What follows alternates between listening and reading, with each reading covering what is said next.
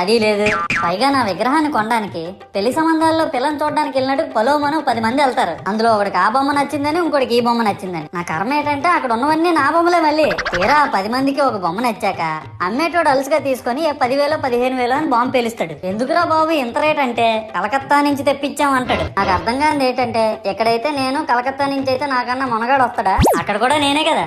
ఇలా నన్ను బజార్లో పెట్టి బేరం ఆడి నా మొహానికి ముసుగేసి వ్యాన్ ఎక్కిస్తారు. ఆ వ్యాన్ డ్రైవర్ గాడు నేను ఉన్నానని కూడా చూడకుండా ఏదో ఆలోచించుకుంటా డ్రైవ్ చేస్తా గతకల్లో గబ్బి గుబ్బి అని తెంచేసి నా కాల్లో చెయ్యి ఎరగొట్టేస్తాడు. ఈ విషయం చందాలు ఇచ్చిన చిన్నోళ్ళకి తెలిస్తే మళ్ళీ ఇరిగిపోయిన బొమ్మ పెట్టకూడదని ఏ బొమ్మ రాసి కవర్ చేసేస్తారు. సరేలే జరిగిందేదో జరిగింది, నా భక్తులే కదా కూల్ బ్రో అని చిల్లయ్యే లోపు నన్ను పందిర్లో పెట్టి ముసుగు తీసి నాకన్నా పొడుగున్నే సౌండ్ బాక్సులు 2 నా చెవులు పక్కన పెట్టి డీజే గణేష్ బ్రో అని చెప్పి నా పాటలను కూనీ చేస్తారు. సరేలే పిల్లలు కదా ఇప్పుడు కాకపోతే ఎప్పుడు ఎంజాయ్ చేస్తారు, కాసేపట్లో పూజ స్టార్ట్ చేస్తారని వెయిట్ చేస్తా ఉంటే ఆ 5 రూపాయల వ్రతకల్పన బుక్